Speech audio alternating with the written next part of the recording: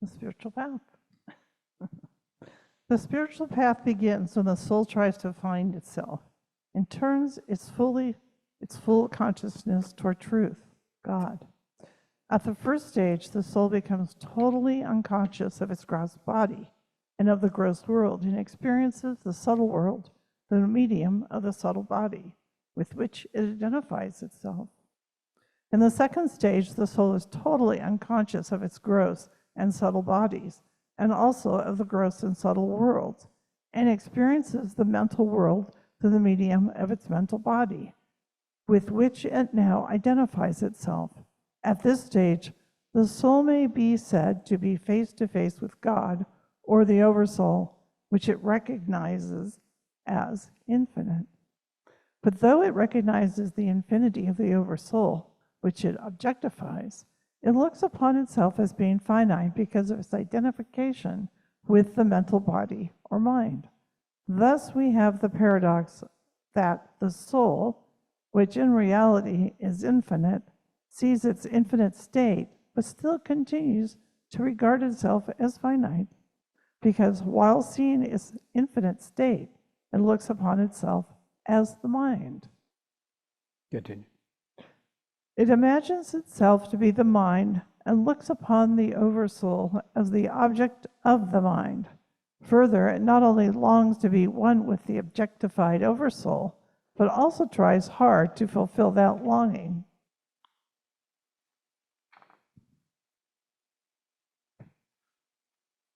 In a third stage, the full consciousness of the soul is drawn still further inward towards itself, and it ceases to identify itself with the mental body.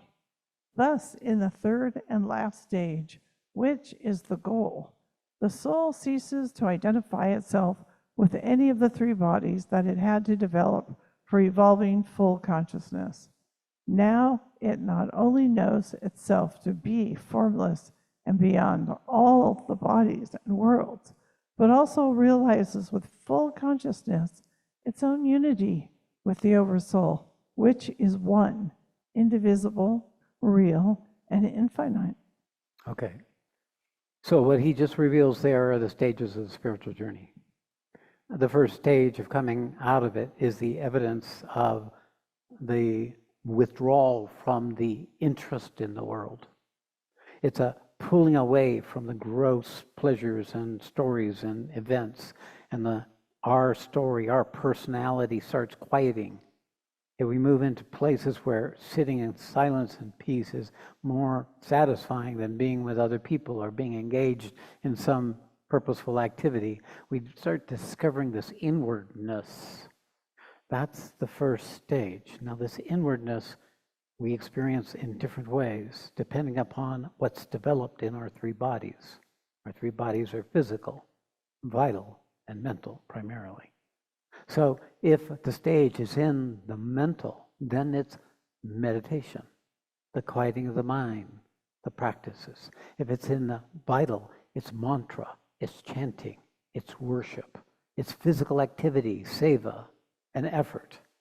And if it's to a certain extent, it's a integration with the body, becoming more capable of aligning with the inwardness, becoming lighter, becoming less dense, becoming less intensive in its hold over us. And in that process, we access a quality of consciousness that's beyond all those three bodies, to whatever extent we can. That quality of consciousness then keeps expanding through each of these bodies. Now, in my experience, I first traversed all the mental domains in the subtle vital worlds. I was concurrently in those two, as well as my physical body. My physical body, however, was the one that was most powerfully capable of receiving. So my physical body went through ecstatic states for years and years and years. Kundalini Shakti, of course, transmission, transformation, all in the physical body. In the concurrent, my mental body could follow along and recognize this was direct experience. This wasn't a reading. This wasn't using techniques. It needed no techniques. It just needed my attention.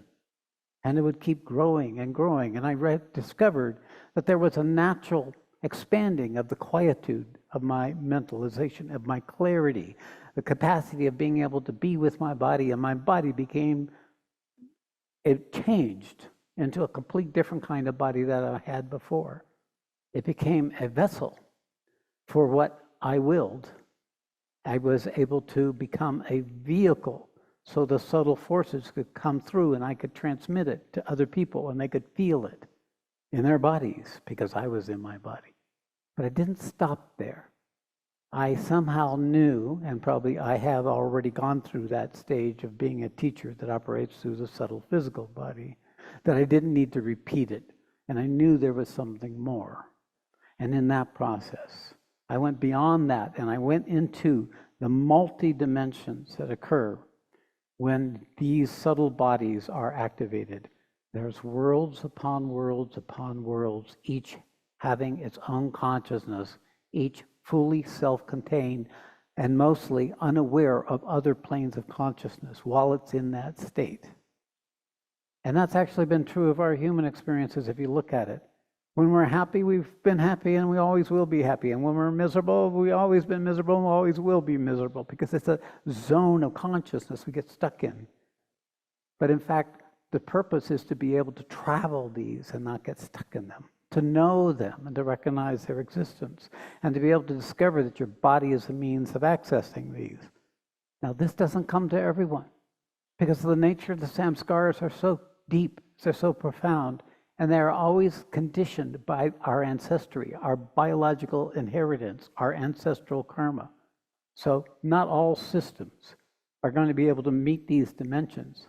And it's not necessary because the ultimate goal is beyond those three. And the more we awaken as awareness, the less we are dependent on these other intervening dimensions for our identity as a spiritual being. And that's what he speaks of here, the nature of the dissolving of identity.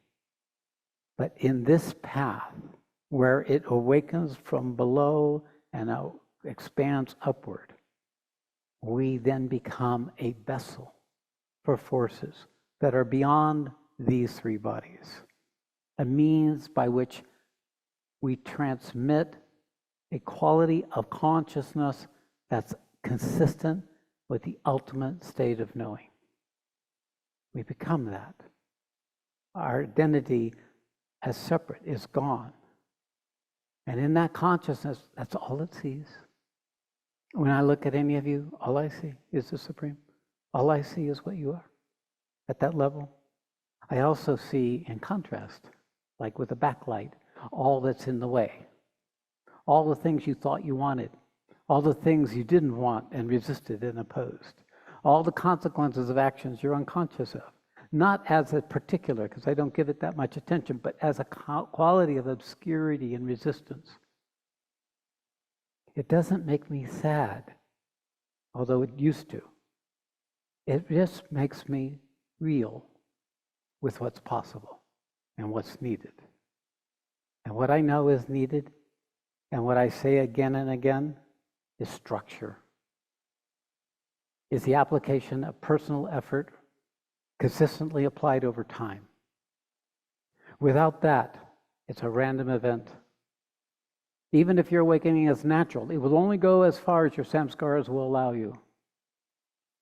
But if you find someone who has attained that state and has created a structure, then you can grow like a vine can grow up a scaffolding or a wall. You can become more than you would be just through nature, because nature is oriented. The higher aspects of nature has a natural path, but it can't go beyond nature. It is always bound by the subtler forces of nature. You will never be able, through that path alone, know that which is beyond nature. And that, of course, was what the Pillar program was about. That which is beyond death and birth. So when we talk about the nature of the spiritual path, Meher Baba put it in this languaging because for him, and in India, this is the territory they travel, not in the West. No. That can't happen naturally in the West. It gets diverted into some version of a more enlightened ego. It does not happen. But in India, there's a simplicity and a readiness and capacity. There's a tradition. There's an ancestral inheritance of previous parents and grandparents and grandparents who were spiritual. That's in their bodies that allows them to easily traverse these territories relative to us Westerners. Our ego resists at every step. I assure you, because even with all the grace that came to me, I resisted every step. And now I've been doing this for 25 years, so I know you resist every step too. So don't fool me.